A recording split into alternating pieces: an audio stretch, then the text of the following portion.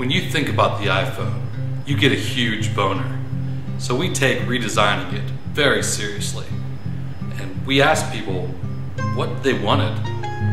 What we found is most men would like to have another half-inch. Most women would like to have another half-inch as well. So that's what we gave them. The iPhone 5, you get another half-inch. With the iPhone 5, we went back to the drawing board. We redesigned the adapter. We found that most people were able to get their iPhone adapters online for 99 cents. So we totally redesigned it with a new Lightning adapter. And now it's $20. You're welcome. People like their phones thin. So when we redesigned the iPhone 5, we made it thin as fuck. You could practically shave with it. Two of our most highly used apps on the iPhone were Google Maps and YouTube. So we went back to the drawing board and threw those out. And now you have to download apps like YouTube that doesn't allow you to reply to comments. We think it's better. Hello, this is Wicked Shrapnel, and I hope you liked my little iPhone-esque parody. But I did get the new iPhone today, and I got the white one, but I got a black cover on it. And I like it. I actually heard that the black ones, I usually get black iPhones, and they were actually sold out of them by the time that I crawled my butt out of bed at noon. But I was able to just walk into the store and get it out of this case. Come on. So I got a spec case and wipe some fingerprints off there. So there is the new iPhone. And it is very thin. If you look at like an iPhone 4 or 4S and look at the metal band around it, it's not much wider than the metal band on an iPhone 4 or 4S. So very thin, very light, and I was using a Galaxy S2 Skyrocket before this one. And I did have the Galaxy S3 as well for about 20 days, but it wasn't different enough from my Galaxy S2 Skyrocket to really justify, I think it was like $599 for that phone. So I returned it, and I've been using the S2 Skyrocket. Android with the MIUI custom ROM interface on it, which kind of replicates an iPhone, and I liked it a lot. I like the Android interface. I've used one since November because I bought the iPhone 4S and it didn't have LTE, so that was a big thing for me. Most phones were coming out with LTE support, and the iPhone 4S didn't have LTE support, and I couldn't take the slow internet anymore. So the iPhone 5 does have LTE support. The internet is blazing fast on it, and the screen is beautiful, an extra half-inch. Some people may like that. Who wouldn't like having an extra half-inch? So very pretty, and the front-facing camera is now in HD, which is nice because if you're doing like a self-vlog of yourself, it makes it easier to keep the camera centered and stuff like that. And one of the downsides was you couldn't film yourself in HD, and now you can in 720p. And the other camera is 1080p. And the pictures it takes are very beautiful. Twitter and Facebook are now integrated into iOS 6. And as I was talking about the cable, where did I put the cable? I left the cable in there. Hold on, be right back. All right, I'm back. I got the cable. And the new connector, it kind of sucks that they had to totally redesign the connector because everyone has multiple iPhone accessories that all use the iPod connector. But in order to make the phone this thin, I think they had to go back to the drawing board, and this connector is sweet. If it'll focus on it, let me get my, so very small, and you can flip it around and it'll go in either way. So there's no wrong way to plug it in. So that's cool. and it's a USB 2.0. It's a cool connector. I guess as long as they change their connector on all their products, everyone will eventually adapt to this. It looks like it's much sturdier. I mean, it's just a piece of aluminum sticking out there with some connection points on each side. And what else is new about it? I think it's got a higher megapixel camera. Basically the extra ½ inch, having it a little bit bigger.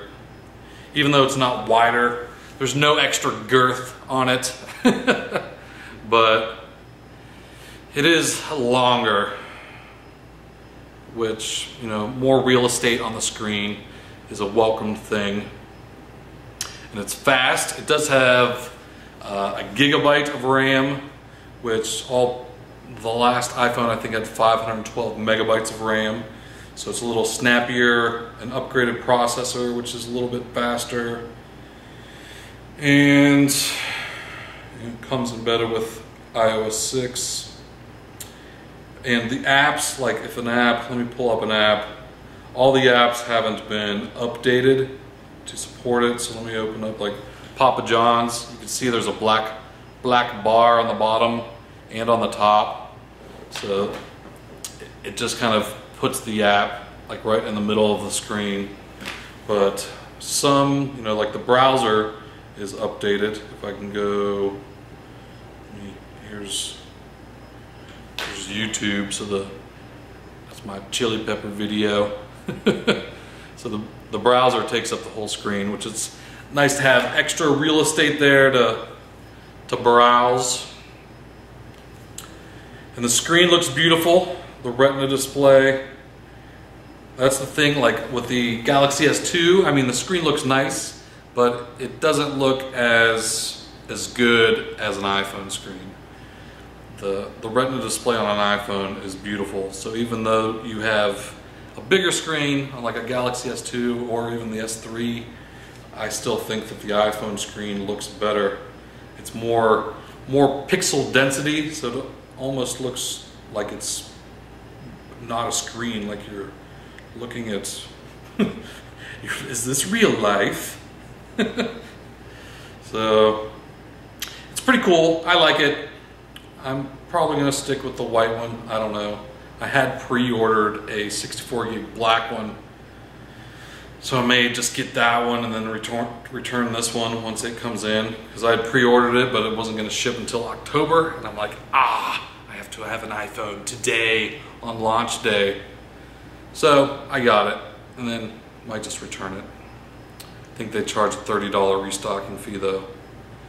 That's not that bad. What else?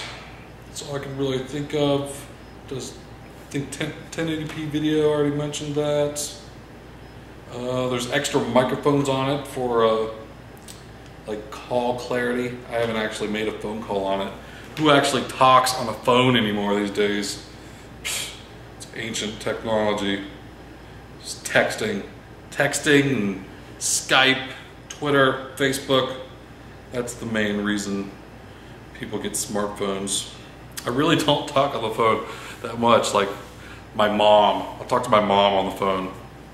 Everyone else I text.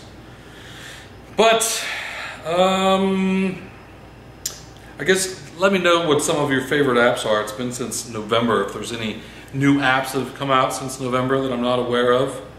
I've got, you know, all the old ones that I had purchased before. I use Log Me In. I got some Field Runners for game, Air Video, Netflix, Machinima app, eBay. I'm really not too happy with the new YouTube app. I don't like that I can't reply to comments, but you can use just the mobile YouTube in a browser and you can reply to comments in there, so that's good.